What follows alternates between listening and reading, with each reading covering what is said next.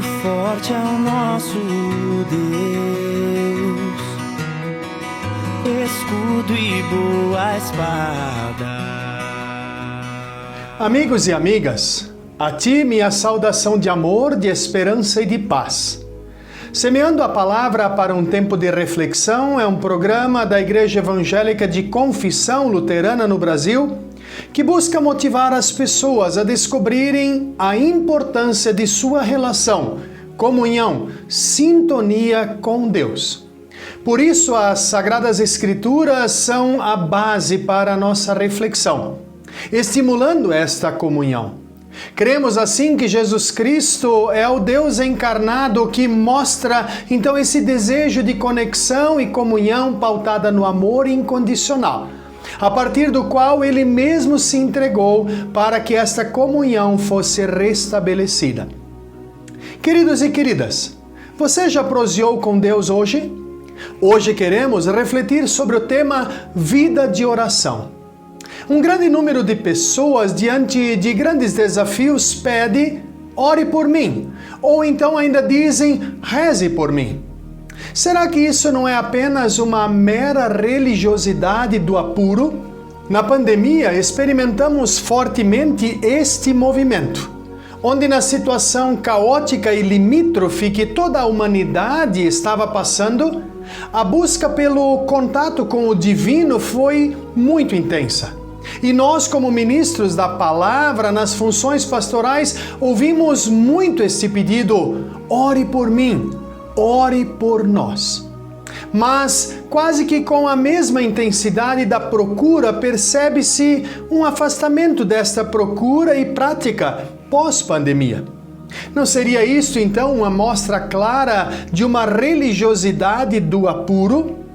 Será que ainda há tempo na vida das pessoas para a oração diante das crescentes demandas e obrigações do dia a dia? Para muitas pessoas, rezar, orar é a mesma coisa. Certamente isso depende muito da interpretação de cada um, bem como da situação vivencial de cada pessoa. Compreendemos a atitude de orar como um ato de buscar a comunhão e a sintonia com Deus. Isto exige reservar um tempo para desligar-se de tudo que nos cerca e ocupa e elevar o nosso pensamento àquele que de tudo pode e tudo quer fazer para o nosso bem. A oração compreende então um tempo de agradecimento, tempo de pedidos pessoais, tempo de intercessão por outras pessoas, tempo de pedido de oração por nossas fraquezas na arte de amar a Deus acima de todas as coisas e de buscar amar o próximo como a nós mesmos. A oração exige a compreensão e aceitação de que por nós mesmos nós não temos direto acesso a Deus. Por isso precisamos falar em nome e por intermédio de Jesus Cristo, pois Ele é o único mediador entre nós e o nosso Deus. Ao orar, num ato de respeito e reverência, nós nos curvamos diante da majestade de Deus e, juntando as mãos, nos ocupamos somente com o ato de conversar e dialogar com Ele. Podemos compreender a atitude de rezar igualmente como um ato de buscar a sintonia e comunhão com Deus, porém, a partir de formulações decoradas ou previamente escritas. Mas pensando em comunhão com Deus, será que isto tem alguma diferença, orar ou rezar? Já ouvi por parte de alguns cristãos uma forte crítica em relação à oração lida ou pré-formulada.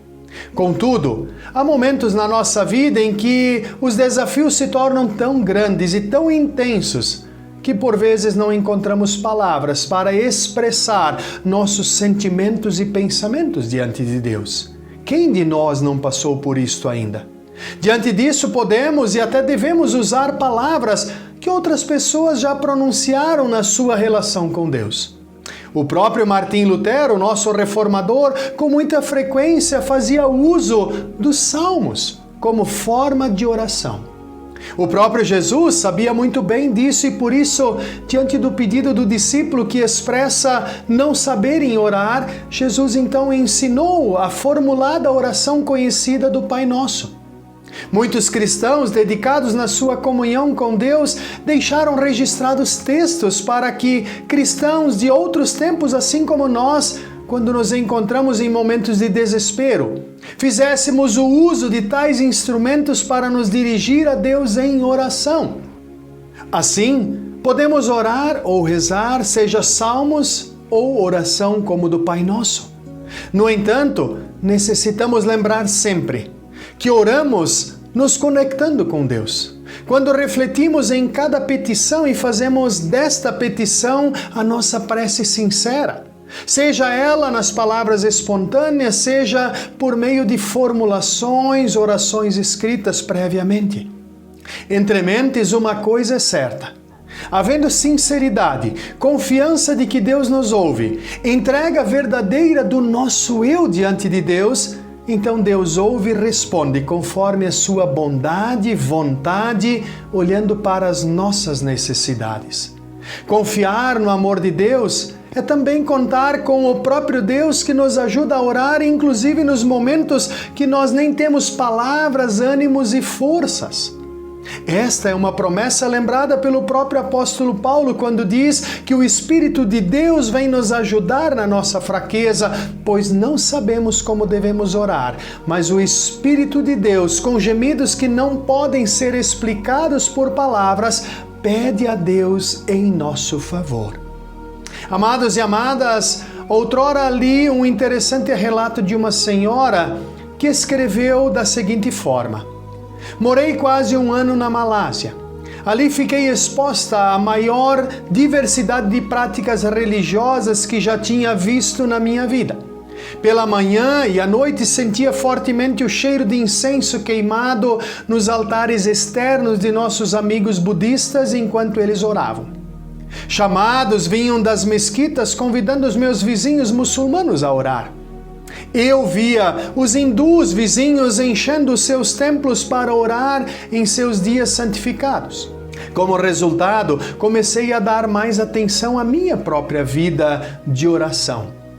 Quando olhamos, amados e amadas, para o ministério de Jesus, ele jamais falou em cheiro de incenso queimado, nem em chamadas de casas de oração, nem em aproveitar dias santificados como oportunidades para orar.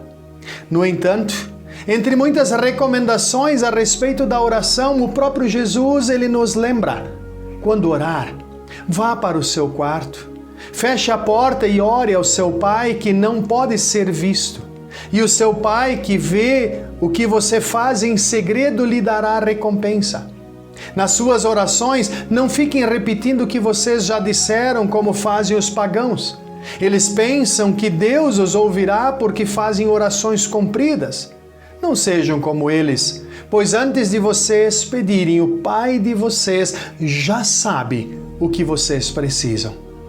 Amados e amadas, a partir desta recomendação de Jesus, uma oração cristã não pode ser uma oração simplória e egoísta, isto é, uma oração onde somente eu sou o alvo de todos os pedidos, intercessões, agradecimentos e assim por diante. Não podemos orar verdadeiramente sem orar pelas situações ao nosso derredor que fogem da vontade de Deus para a vida digna de todas as pessoas. Numa recomendação do apóstolo Paulo, nós encontramos as seguintes palavras: vivam alegres com a esperança que vocês têm. Tenham paciência nas dificuldades e nunca deixem de orar. Amados e amadas, como está a nossa vida de oração? Orar uns pelos outros também é uma forma de levar as cargas uns dos outros. Ao pedirmos, orem por mim, devemos estar fazendo algo mais do que a prática de uma religiosidade do apuro. Devemos fazer em postura de confiança e fé, e isto significa confiar de que Deus pode e quer nos ajudar.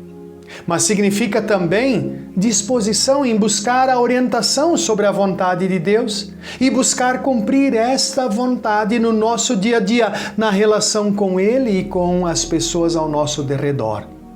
Quando não temos mais tempo para orar, então é porque algo está errado na ordem de nossas prioridades. Nenhum de nossos dias deveria ser iniciado sem a busca da sintonia com o único Deus que pode proteger, guiar, conduzir segundo o seu plano divino e perfeito para a vida de todos nós.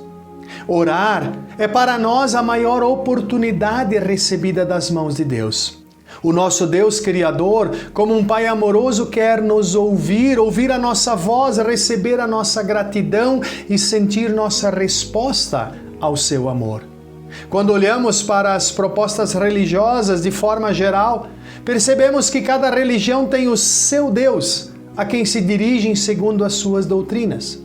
No entanto, só os cristãos sabem que há um só Deus verdadeiro. Deus este que, como um Pai amoroso, adota-nos como seus filhos e filhas quando cremos em Jesus Cristo como nosso único Senhor e Salvador. Quando assim procedemos, temos então a certeza de que este Deus nos ouve e atende sempre que o buscamos de todo o coração em oração.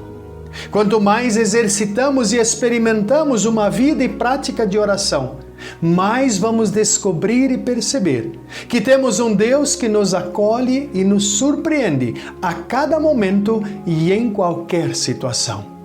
Como já dizia um colega da Faculdade de Teologia, quando apresentamos e confiamos tudo nas mãos e na presença de Deus, corremos o risco de ter muitas surpresas. Finalizo nossa reflexão com uma breve oração de certeza e confiança expressada por Jürgen Jenkes, que diz assim: Obrigado pelo teu consolo, ó Senhor, também pelas horas sofridas, porque afundando no mar revolto, socorro encontrei.